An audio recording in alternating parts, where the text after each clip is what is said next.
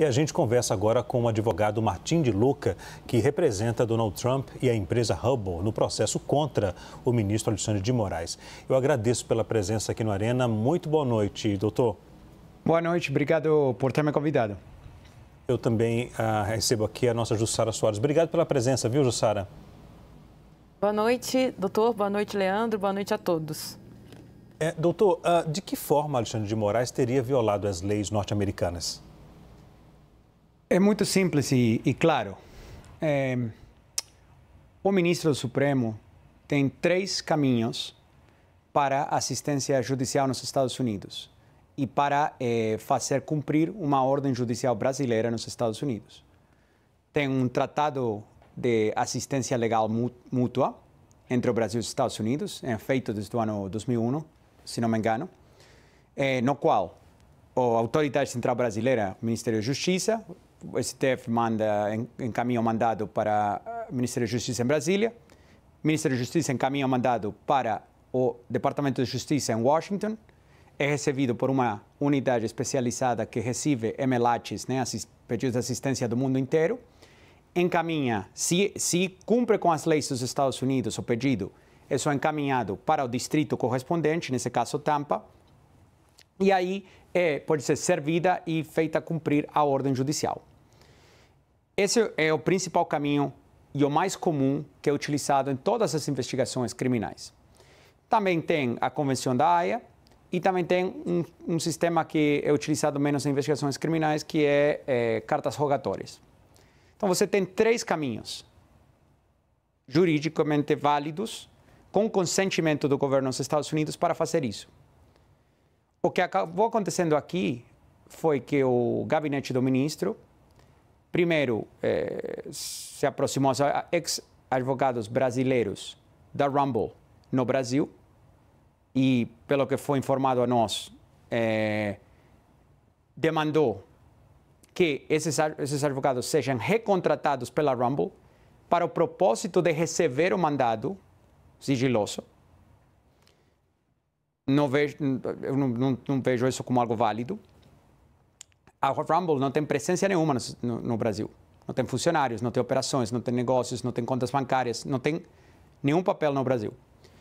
E após essa jogada não ter sido exitosa, o gabinete do ministro simplesmente encaminhou um e-mail ao endereço de e-mail legal@rumble.com, que se encontra na Flórida.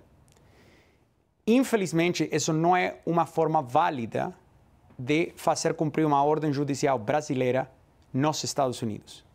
Isso que dispara esses assuntos de soberania digital que estamos falando. Por quê? Porque a ordem, como foi descrita no complaint, na denúncia no Fórum Federal em Tampa, demanda que a Rumble aplique medidas de censura sobre uma pessoa que não tem sido identificada, mas que é residente dos Estados Unidos. Então, você está demandando que uma empresa americana, sem operações nem contatos com o Brasil, censure as contas de um residente dos Estados Unidos, por razões que não foram explicadas, mas você pode chegar às suas próprias conclusões. E também foi solicitado que a Rumble bloqueie o fluxo de fundos desde a Rumble e desde todos os contribuidores, quem faz propaganda, etc., com essas contas, para o usuário. Ou seja, cortar o fluxo de fundos de uma empresa americana a um usuário residente nos Estados Unidos. Então, para propósito da lei, um usuário americano, qualquer pessoa que se encontra fisicamente dentro do território nacional dos Estados Unidos, está protegida pela Constituição dos Estados Unidos. Porém, aplica a primeira emenda. O mais preocupante disso é que essa pessoa já teve um pedido de extradição pelo ministro, que foi recusado pelo governo dos Estados Unidos.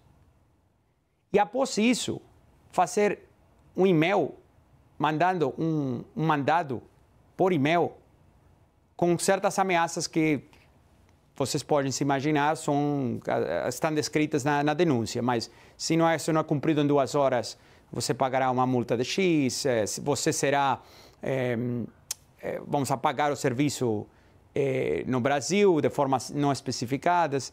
Então, uma série de ameaças. Se esses mandados tivessem sido feitos pelo Emelati, também é extremamente provável, quase certeza absoluta, que teriam sido recusados pelo governo dos Estados Unidos. Então, essa é a grande questão. E isso foi o que disparou a Trump Media e a Rumble acionar o processo para falar a censura para aqui, a censura para a nossa fronteira. Ok. A Edilene Lopes também participa da nossa entrevista. Vou começar com a Jussara agora. Jussara? Doutor, obrigada aqui pela presença, pela entrevista. Chama muita atenção que essa ação ela foi apresentada logo depois que a Procuradoria-Geral da República apresentou a denúncia contra o ex-presidente Jair Bolsonaro e outras 33 pessoas aqui no Brasil. Há uma relação entre esses dois fatos? Zora, sabe o que chama mais atenção para mim? Que os rumores sobre a denúncia do ex-presidente Bolsonaro era que ia ser apresentada na sexta-feira dessa semana. Então, eu te faço uma pergunta. Por que foi adiantada? Não, eu quero saber, perguntei ao senhor se há uma relação entre esses fatos. Eu estou fazendo a pergunta ao senhor. De nossa perspectiva, não. Não há porque preparar uma denúncia como a que a gente preparou para entrar em Tampa demora dias. E como vocês devem saber de outros casos, os prazos que impor as ordens do ministro são extremadamente apertados. Então, a gente teria que e teve que começar a planejar para entrar com essa ação muitos dias antes. Edilene? Doutor Martim, mais uma vez, muito obrigada pela entrevista. Eu queria saber se outras ações nesse sentido também estão sendo preparadas por vocês aí nos Estados Unidos. Em quanto tempo nós teremos a primeira resposta dessa ação protocolada hoje aí? O próximo passo que é possível que a gente avance é entrar com um pedido de uma liminar. Porque as ordens ameaçam com o seguinte, ameaçam com que você tem certo prazo ou vai forçar um shutdown, né, apagar o serviço. Agora, tem acontecido no passado que quando apagar um serviço é forçado através de terceiros, né, não, obviamente não voluntariamente pela Rumble, isso pode desestabilizar a plataforma de uma forma global, o qual pode levar a problemas para Truth Social e Trump Media e outros, aos quais a Rumble presta serviço. Né? Doutor Martim, perdão interrompê-lo, a liminar se refere a quê? A liminar se refere a que nenhuma empresa nos Estados Unidos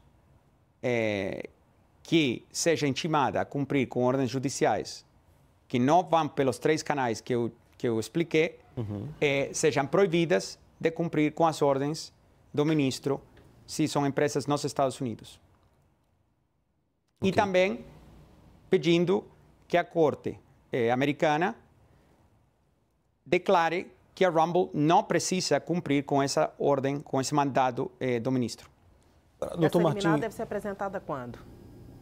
Essa liminar vai ser apresentada quando? Pergunta da Edilene. Em breve. Não posso, não quero me adiantar, mas será apresentada em breve. Agora, doutor Martim, já aconteceu lá atrás algum caso semelhante nos Estados Unidos de um ministro, um juiz de um outro país determinar uma ordem nos Estados Unidos?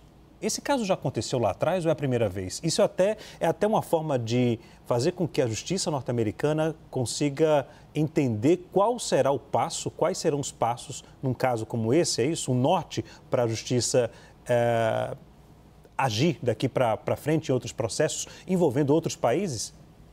É uma pergunta muito interessante. A gente não achou precedentes de uma situação similar. Então, na história dos Estados Unidos recente, que a gente pôde identificar até agora, não identificamos nenhum outro caso no qual um ministro ou um juiz estrangeiro encaminha mandados diretamente a empresas americanas sem cumprir com os canais oficiais para que as autoridades americanas deem o consentimento àqueles mandados. Não conhecemos outro caso assim. Ok, nós conversamos com o advogado Martim de Luca, que representa Donald Trump no processo contra o ministro Alexandre de Moraes. Eu agradeço a presença e a disponibilidade em falar conosco aqui da CNN. Obrigado, doutor. Obrigado. Nós que agradecemos. Agradeço também as minhas colegas, a Jussara Soares e também a Ednele Lopes. Até já.